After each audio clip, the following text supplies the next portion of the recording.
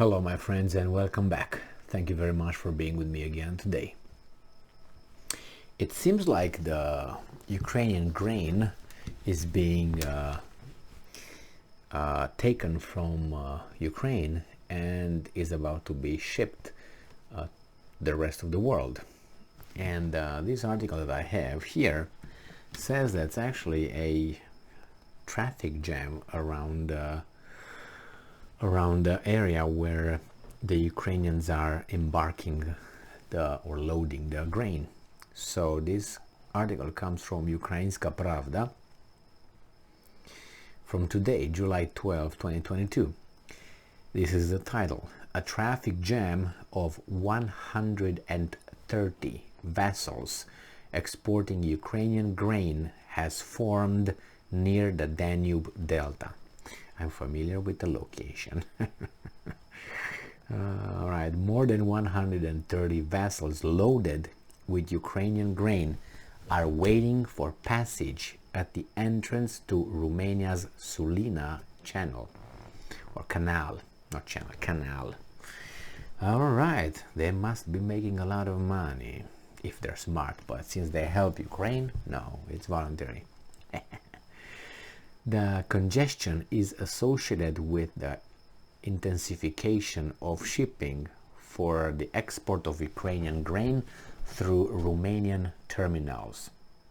Look at those weasels. God gave them a sign. See how they blow it. Navigation in the area is further complicated by the fact that Sulina Canal is one way.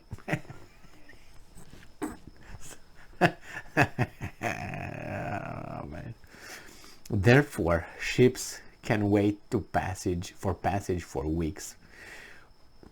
Opening up passage for ships through the Bistre estuary could also help to relieve the canal after Russian Federation troops were driven from Snake Island by the armed forces of Ukraine.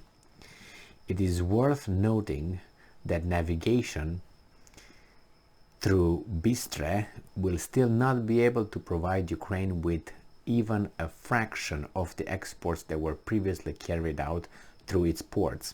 The depth of the estuary does not allow large dry cargo ships with grain to pass through. I posted a video earlier today talking about an article that tomorrow, which is the 13th of July, and interestingly enough, the defense ministry, the military of the defense ministry of ministries of Ukraine, Russia, Turkey, or Turkey, and the presence of United Nations, they will show up in Ankara, Turkey, and they will discuss a corridor in the Black Sea to be able to get Ukrainian grain and being able to ship it to the rest of the world.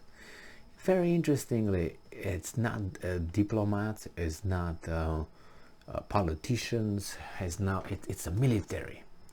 And from what I read in other articles, is because the military have to design a plan, an understanding, and agree to something, get to an understanding on how they will be able to provide this free passage. And they are thinking that they will be jointly checking ships that come in and come out, so they don't bring or take certain kind of things out of the ports of Ukraine. And we'll see how that plays when that's going to be tomorrow, which is already there. So right now here is about 10:25 p.m. So if it's 10:25 p.m. over there would be probably, I don't know, let's say 7-8 hours. So I would say about 5 a.m. 6 hours, 7 hours, 6 a.m. So they might be starting in a few hours and see what they will determine and what decisions they will make, and I hope they can make something work out. They should be able, and then have this corridor where they can take the grains out, not like the 130 vessels traffic jam on Sulina Canal, an estuary trying to kick the pelicans out. That reminds me of the movie Scarface, when Tony Montana